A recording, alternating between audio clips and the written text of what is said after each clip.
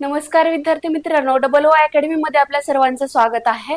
तर आज आपण अंगणवाडी पर्यवेक्षिका भरती इंग्रजी विषयाचा अभ्यासक्रम कसा करावा यासाठी कुठले इम्पॉर्टंट टॉपिक आहेत आज आपण या व्हिडिओच्या माध्यमातून पाहणार आहोत। तर चला पाहूया। बघा, आपली डबल ओ अकॅडमीची जी बॅच आहे ती ऑनलाईन पण आहे आणि रेकॉर्डेड पण आहे। त्यामध्ये कुठले कुठले बॅचेस आहेत बघूया। अंगणवाडी सुपरवायझर आहे, एएनएम जीएनएम स्टाफ नर्स आहे, लॅब टेक्निशियन आहे, असिस्टंट आहे, औषध निर्माता बॅच आहे, जलसंपदा बॅच आहे, नगर परिषद भरती आहे, एफडीए बॅच आहे, आदिवासी बॅच आहे। तसेच बघा दुसरे कुठले बॅचेस आहेत, आरोग्य सेवक बॅच आहे, आरोग्य सेविका बॅच आहे, तसेच बघा तलाठी भरती बॅच आहे, स्वच्छता निरीक्षक एमपीडब्ल्यू बॅच आहे, पशुसंवर्धन भरती आहे, महिला बाल विकास आहे, सीडीपीओ टीईटी टेट बॅच आहे आणि एलएसओ बॅच आहे। या सर्व बॅचेस पण 12 जूनला सुरू होणार आहेत। नवीन बॅचेसची सुरुवात होणार आहे, तर जॉईन करायला विसरू नका। पहा, अंगणवाडी पर्यवेक्षिका म्हणजेच आपण अंगणवाडी सुपरवायझर ही जी भरती परीक्षेसाठी इंग्रजी विषयाचा अभ्यासक्रम काय असणार आहे। परत इंग्रजी व्याकरण वाचण्याची गरज नाही, कमी वेळेत जास्तीत जास्त गुण कशा पद्धतीने मिळवायचे त्यासाठी इम्पॉर्टंट टॉपिक काय असणार आहेत आज या व्हिडिओच्या माध्यमातून आपल्याला पाहायचं आहे। तर चला पाहूया। बघा, शब्द संग्रह त्यालाच आपण व्होकॅब्युलरी असं म्हणतो, हा सर्वात महत्वाचा भाग आहे। यामध्ये बघा सिनॉनिम्स आहे आणि अँटोनिम्स आहे, म्हणजे समानार्थी शब्द आणि विरुद्धार्थी शब्द। तसंच पुढचा पार्ट जो आहे तो बघा आयडम्स आहे आणि फ्रेजेस आहे, याला आपण म्हणी किंवा वाक्यप्रचार असं म्हणतो। उदाहरणार्थ त्याचे अर्थ किंवा आपल्याला काय करायचंय वाक्यात उपयोग करायचा आहे। त्यानंतर आहे वन वर्ड सबस्टिट्यूशन, याच्यामध्ये बघा अनेक शब्दाबद्दल एक शब्द कशा पद्धतीने यूज करायचा आहे याचा वापर आपल्याला करायचा आहे यामध्ये। तसेच आहे स्पेलिंग टेस्ट, म्हणजे शब्दाचे अचूक स्पेलिंग, चुकीचं जर स्पेलिंग दिलेलं असेल तर तुम्हाला येईल स्पॉट द एरर, त्याच्यामध्ये आपल्याला काय करायचंय करेक्ट स्पेलिंग ऍड करायचंय। नंतर दुसरा पार्ट आहे व्याकरण, ग्रामर हा सगळ्यात इम्पॉर्टंट पार्ट आहे। याच्यामध्ये मूळ संकल्पना काय पाहूया चला। पार्ट्स ऑफ स्पीच म्हणजेच मराठीमध्ये म्हणतात शब्दांच्या जाती। याच्यामध्ये बघा विशेषतः काय काय असणार आहे, नाऊन असणार आहे, त्यानंतर दुसरा आहे प्रोनाऊन, त्यानंतर आहे बघा व्हर्ब आहे क्रियापद, प्रोनाऊन म्हणजे सर्वनाम, ऍडजेक्टिव्ह म्हणजे विशेषण, तसेच दुसरा पार्ट आहे इंटरजेक्शन म्हणजे केवळ प्रयोगी अवयव आणि प्रीपोजिशन म्हणजे शब्दयोगी अवयव। आपल्याला या पार्टमध्ये पार्ट्स ऑफ स्पीच मध्ये शिकायचं आहे। त्यानंतर पाहूया चला दुसरा आहे टेन्सेस। आता तो what is mean by tenses, tenses म्हणजे काळ, याच्यामध्ये आपल्याला काळाचे प्रकार आणि त्याचा योग्य वापर करायचा आहे। मग काळाचे प्रकार किती आहेत, टोटली 3 आहेत। मेन टॉपिक किती आहेत, 3 आहेत, परंतु सब टाइप आहेत टोटल 12। तर हे 12चे काळाचे प्रकार शिकायचे। त्याच्यामध्ये प्रेझेंट आहे, पास्ट आहे, फ्युचर आहे, कंटिन्यू प्रेझेंट आहे, कंटिन्यू पास्ट, कंटिन्यू फ्युचर आहे, परफेक्ट प्रेझेंट आहे, अशा पद्धतीने आपल्याला काळाचे प्रकार शिकायचे।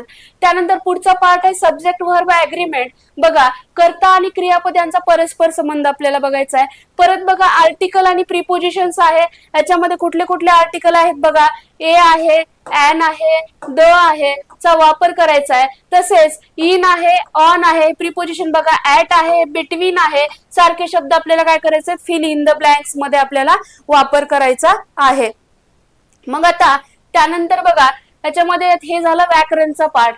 त्यानंतर तिसरा पार्ट आहे बघा वाक्याची जी रचना आहे, सेंटेन्स स्ट्रक्चर बघायचं आपल्याला। आता सेंटेन्स स्ट्रक्चर कशा पद्धतीने असणार आहे बघा, याच्यामध्ये आपल्याला काय करायचंय स्पॉटिंग द एरर, म्हणजे काय वाक्य एखादी तुम्हाला चुकीचं दिलेलं असतं ते तुम्हाला काय करायचं खाली ऑप्शन दिलेले असतात, त्यामधून तुम्हाला एक वाक्य करेक्ट आन्सर शोधायचं असतं।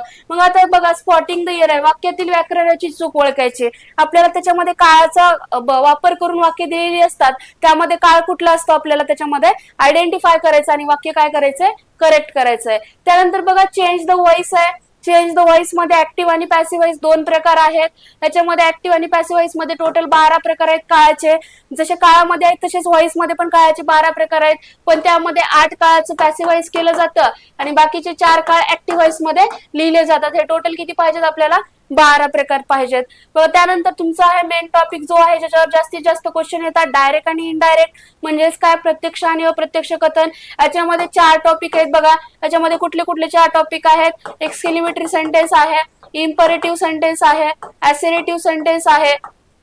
अशा पद्धतीने बघा काय आणि इंट्रॅगेटिव्ह लास्टचा प्रकार काय, इंट्रॅगेटिव्ह सेंटेन्स आहे. हे 4 प्रकार आपल्याला प्रत्यक्ष आणि अप्रत्यक्ष कथन म्हणजे डायरेक्ट इनडायरेक्ट मध्ये आपल्याला पाहायचे आहेत. त्यानंतर बघा सेंटेन्स रिअरेंजमेंट आहे, म्हणजे बघा विस्कळीत दिलेली वाक्य काय करायचे आपल्याला त्याचे योग्य क्रमाने काय करायचं लावून अर्थपूर्ण परिचय तयार करायचा आहे. म्हणजे तुम्हाला काही सेंटेन्स देणार आहेत, ते सेंटेन्स आपल्याला पाहायचे आहेत, त्याचं रिअरेंजमेंट करायचे म्हणजे वाक्याचा योग्य तो क्रम लावायचा आणि आपल्याला काय करायचं आहे, परिचय तयार करायचा आहे. त्यानंतर लास्टचा पार्ट आहे बघा उतारा, याला आपण कंप्रेशन असं म्हणतो. याच्यामध्ये काय आहे, रिडिंग कंप्रेशन. बघा याच्यामध्ये एक छोटासा तुम्हाला काय दिला जातो, सोपा उतारा दिला जातो. एक उतारा दिला जातो जो मिनिमम असेल 5 ते 6 ओळींचा. तर त्याच्यामध्ये काय करायचे, आधारित 3 ते 5 प्रश्न तुम्हाला विचारतात त्या उताराच्या आधारित, आणि उताराच्या खालील प्रश्नाची उत्तरे आपल्याला काय करायचंय, शोधण्याचा सराव करायचा आहे. मग आताच्या जे व्हिडिओच्या माध्यमातून जे पाहिले तर आपल्याला सर्वात इम्पॉर्टंट टॉपिक कुठले कुठले आहेत, हे सर्व आहेत. हे फक्त आपल्याला एवढेच एक्झाम साठी करायचे. कुठले कुठले, उतारा आहे, त्यानंतर बघा वाक्यरचना आहे, सेंटेन्स स्ट्रक्चर मध्ये आपण change voice, direct indirect, sentence rearrangement, spotting error आहे, व्याकरण दृष्ट्या मधले तर parts of speech, tenses, subject over agreement. त्यानंतर बघा पुढला पार्ट आहे शब्दसंग्रह मध्ये आपल्याला सिनेमस आणि टेमस, ऍडम फ्रेझर्स आणि वन वर्ड सबस्टिट्यूशन आणि स्पेलिंग टेस्ट. हे अशा पद्धतीने आपल्याला इंग्लिशचा सिलेबस जास्तीत जास्त मार्क मिळवण्यासाठी पूर्ण करायचा आहे. तर अशा नवनवीन व्हिडिओसाठी आपल्या चॅनलला सबस्क्राईब करायला विसरू नका.